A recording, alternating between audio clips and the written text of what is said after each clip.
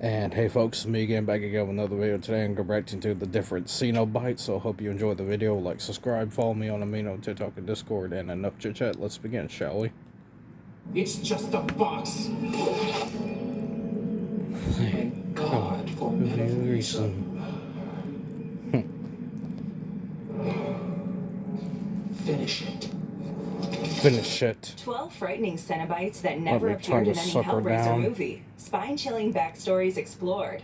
Back in the 70s and 80s, many works of horror included sex as an element to conjure evil forces, but hardly any of these stories had physical satisfaction as their primary theme. In his 1986 novella, The Hellbound Heart, Clive Barker introduced the world to demonic asexual creatures who were so horribly damned and modified that they were anything but human. We'll tear your soul apart.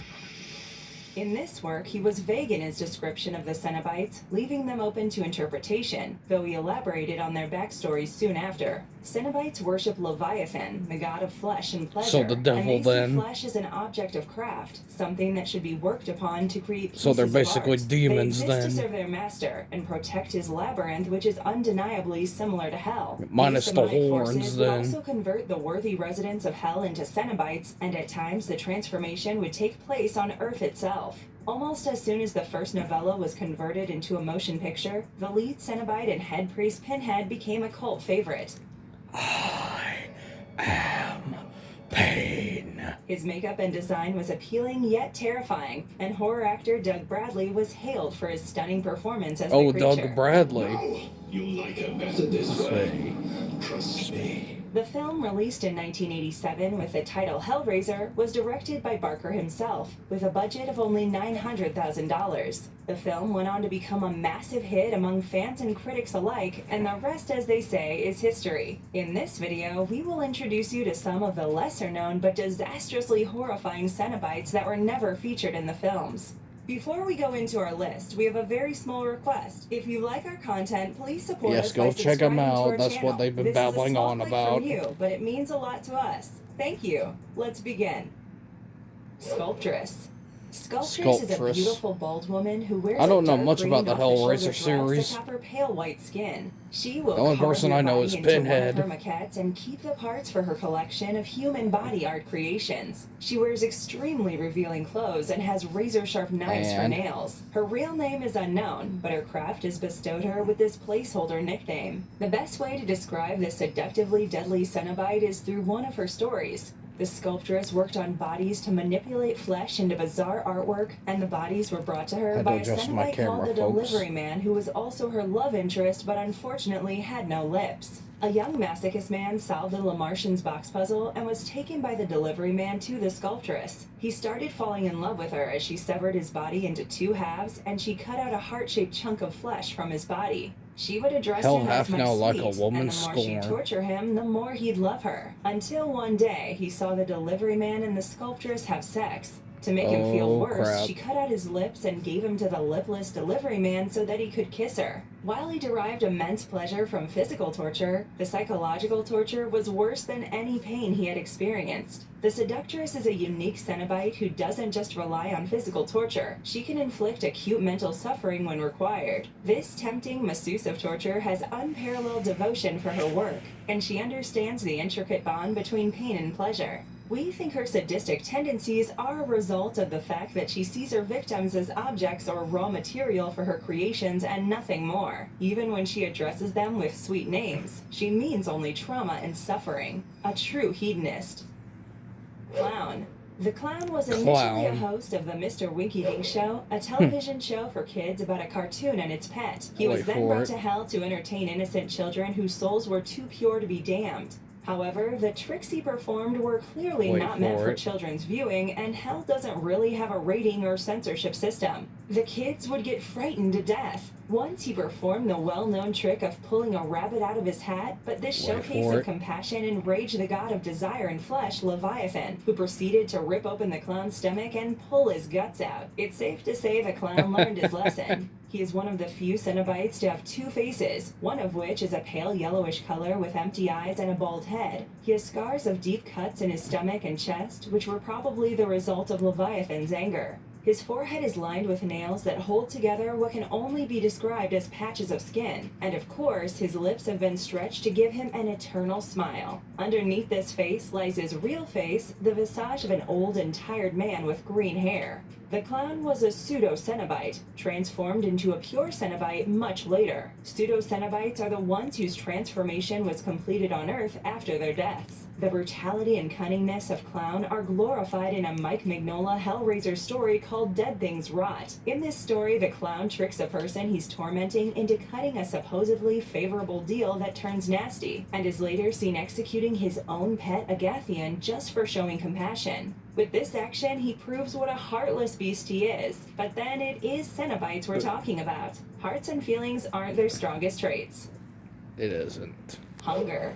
Hunger is a scrawny Cenobite famous for deriving pleasure from collecting souls in the most ruthless and merciless ways. His character is spelled out in his name, and he is ever hungry to inflict more torture. He has pale blue skin that's covered in a tight black leather suit with spikes. His huge head is out of proportion with his body, with large eyes and a distended mouth filled with razor-sharp teeth, a sign of his heavily carnivorous nature. Throughout history, Hunger has remained a heartless Cenobite who seeks suffering and pain. With limitless strength and the ability to withstand immense damage, he is almost immortal. Furthermore, his knowledge of magic and the dark arts gives him an edge over his victims and enemies. But wait, that's not all. Hunger has the power of telekinesis too, and often makes deceitful trades with people who summon him. A group of Cenobites called Hunger's Gash follow him around like minions and obey his commands to satiate his unyielding desires. Hunger was introduced as a primary Cenobite in Clive Barker's Hellraiser No. 2, The Vault, but has since appeared in more than 10 issues. His most evil story remains a tale called Fire Trap, where he feeds a man named Byron to a monster that was created from the body parts of family members whom Byron had murdered. This is just sick and twisted in ways we cannot comprehend. The irony this guy's here is driving too dark a to boat. make sense of, but that's how He's driving a intelligently ship. evil Hunger is. Cenobites are not famous for giving just rewards, only punishment, although there's a belief sense of justice in this story. Abigor. All Cenobites are known to pledge their allegiance to Leviathan, but only a few match the degree of love and respect held by Pinhead.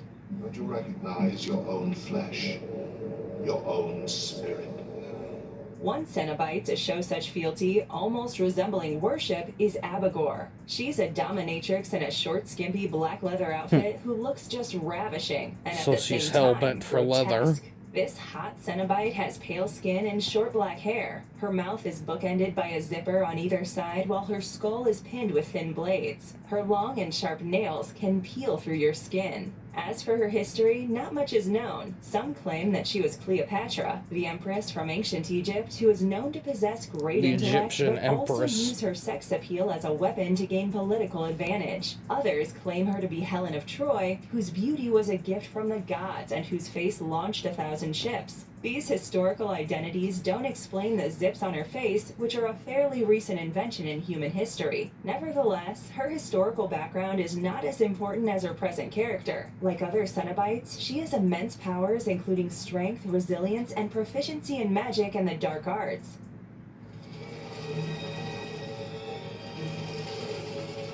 As a weapons master, her favorite tool is a whip with hooks at the end. This is in line with her dominatrix-styled personality, and she thrives on bondage, domination, and sadism. She cannot be killed or even wounded with a human weapon, therefore one would need a Cenobite weapon or a blessed weapon to harm her. Abigor's most fascinating strength remains her ability to seduce men to the point where they become her willful slaves. Quite a succubus here, folks. Some view her as the sister of the famous nun-turned-Cenobite female Cenobite. However, this relationship was imagined by fans on the basis that the two Cenobites share a love of torture and punishment. Abigor is one mean Cenobite, and has appeared in works such as Clive Barker's Hellraiser No. 7, Devil's Brigade. We'd definitely like to see her more in live-action projects, though.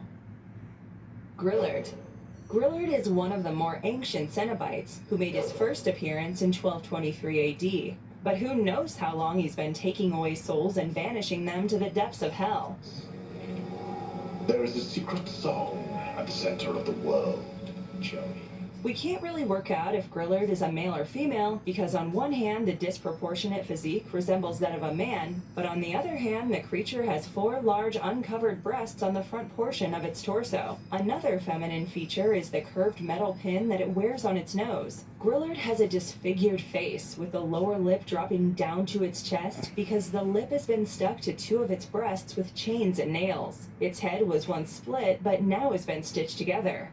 Its pale skin and lumpy body are covered in fragile-looking, torn, leathery clothes. Making its first appearance in the Cannons of Pain, which is the first story of issue number 1 of Clive Barker's Hellraiser, the creature was reintroduced in future issues. You should be very careful what you wish for. In 1223, Grillard took the soul of Count Carillion of France, and the next year he came to take the souls of Lady Carillion and her new husband, Monsignor Robital. Grillard often comes with a cenobite hound that terrorizes the victims. It can also summon spikes from hell to kill and crucify people. However, the creature also possesses the fascinating and scary power to reincarnate, and therefore was able to bring back the dead Count Carillion and Lady Carillion's infant child with Monsignor Robital. So the absurdly ugly cenobite has a few evil and cruel tricks up its sleeves. Some people whisper that Grillard was the cenobite who transformed a nun into the female cenobite. Face. Leonidas Frank Chaney, or Lon Chaney, was an American actor in the first quarter of the 20th century. He was known to be the most versatile and powerful of that era's actors, and he specialized in characterizing grotesque, afflicted, and tortured characters, utilizing pioneering makeup and artistry. The Cenobite face was inspired by this great actor. According to the comics lore, Lon Chaney was a theater actor who became a serial killer. He would kill people around him and peel off their faces so that he could wear them as masks and thus add quality to his performances. Leviathan becomes interested in this face-peeling man and sends Pinhead to bring him to hell.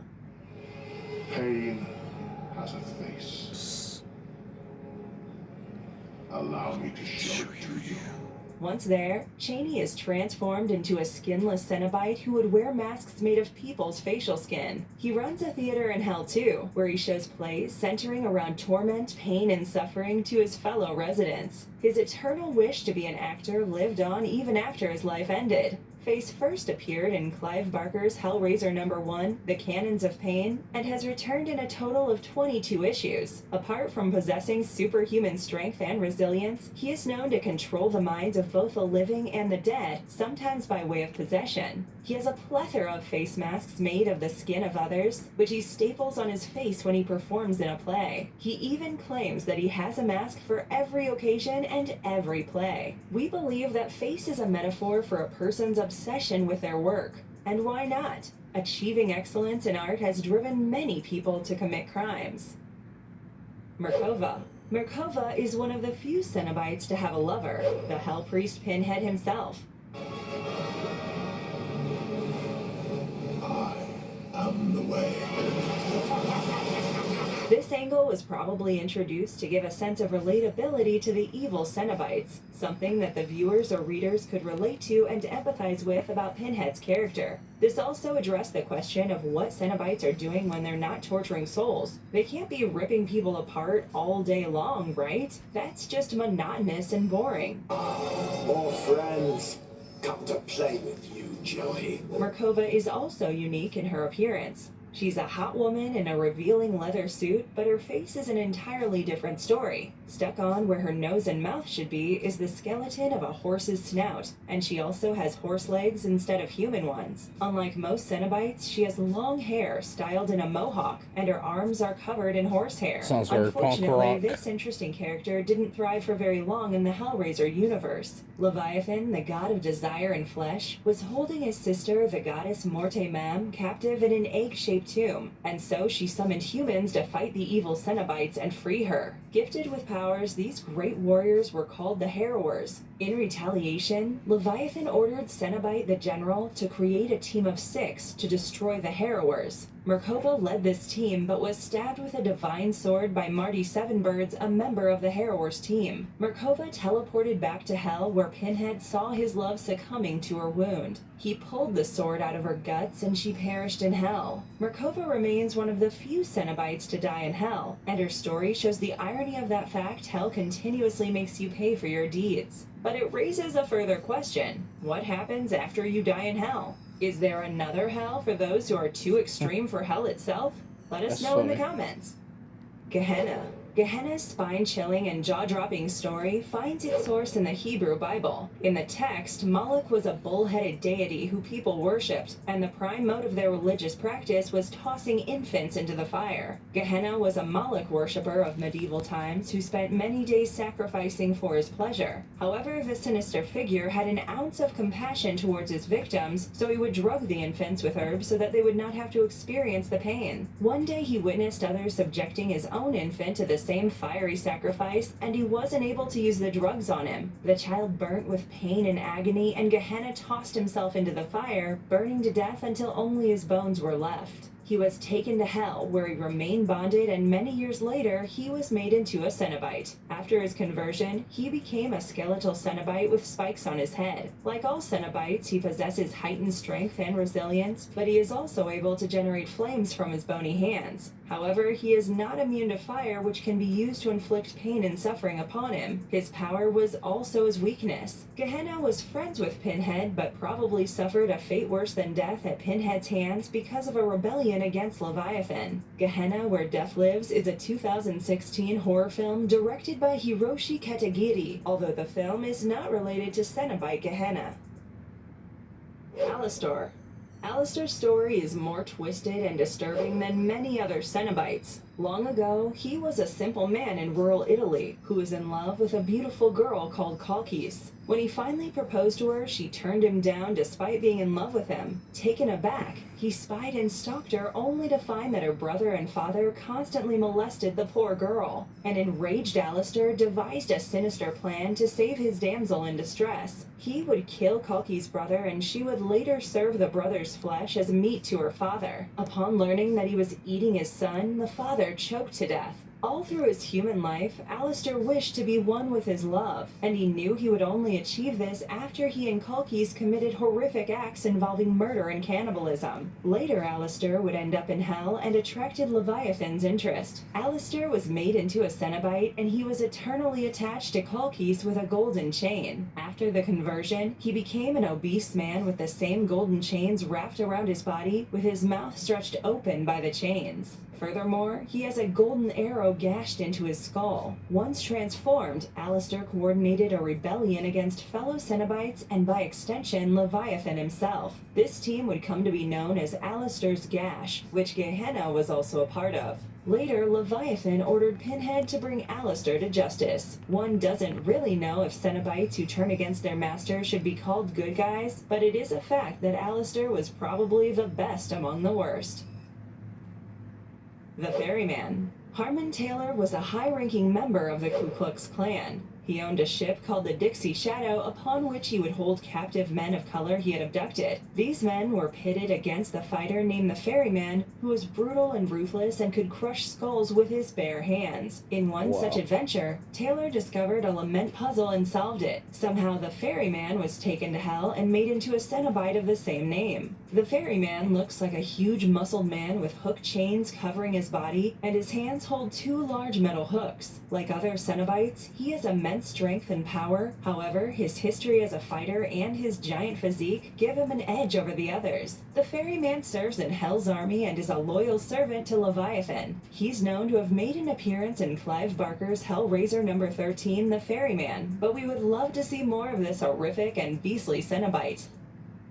Flagellum. The Flagellum is a pale blue and morbidly obese Cenobite who wears a tiny leather outfit, creating lumps and tires all around her body. Her head is stuck with metal spikes that take the shape of a crown. She is a high priestess of hell, much like Pinhead. In her youth and before her death, she was a virgin as she wanted to remain chaste until marriage. However, she faced constant rejections, and the prolonged wait only exaggerated her sexual desires. She would go into bouts of frenzied masturbation and self-indulgence. Objects of the mortal world would not please her insatiable sexual hunger, and she went on to use an exotic object called obsidian rhombus phallus, which was made out of lava from a volcano. This phallus would give her the first and last orgasm of her life, life, and it was so extreme and indulgent that she slowly succumbed to it and ended up in hell. Naturally, her extreme desires attracted Leviathan's attention, and she was turned into a powerful and important cenobite who was not only the priestess, but could also foresee events that would bring chaos and anarchy in hell. The Flagellum was a champion of anthropomancy,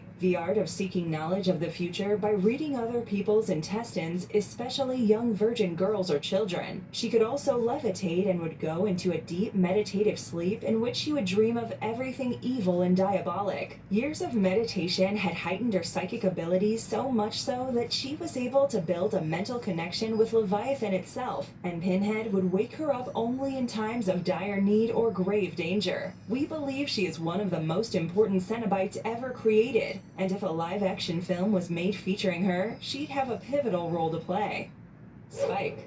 Spike was supposed to be depicted in the films Hellraiser Hellworld and Hellraiser Deader, however, he was dropped from the final cuts. Cenobite Spike is a rather nasty one, both as a cenobite and as a living human. By day, he was a railroad worker, respected by people around him, but as the sun went down and darkness blanketed the world, he would let his sadistic and sexual desires show through forced intercourse with young or underage girls. For the penetration, he would sometimes use spiky objects because his victim's scream and pain would please him. One day he came across a lament configuration and ended up solving it only to summon Pinhead. Pinhead then took him to hell, where the engineers transformed him into a cenobite by impaling his head with a large pointy spike. After his transformation, he lost his eyes, nose, and mouth. Yet he could still move around and claim his victims without any external help. We believe that when he became a cenobite, his human senses were traded for celestial ones. His cracked skull is covered with a helmet, and he wears a black leather suit similar to the one worn by the Hell Priest Pinhead himself.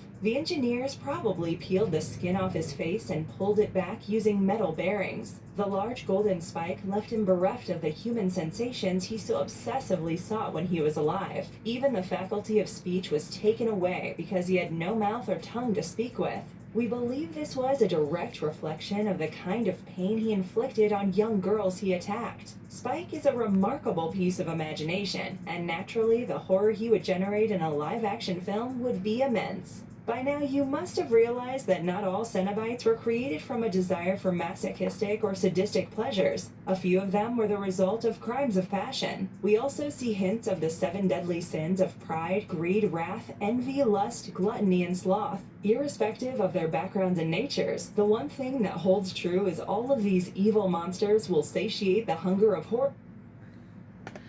Hope y'all enjoyed the video. Like, subscribe, follow me on the TikTok and Discord, and I'll see you next video.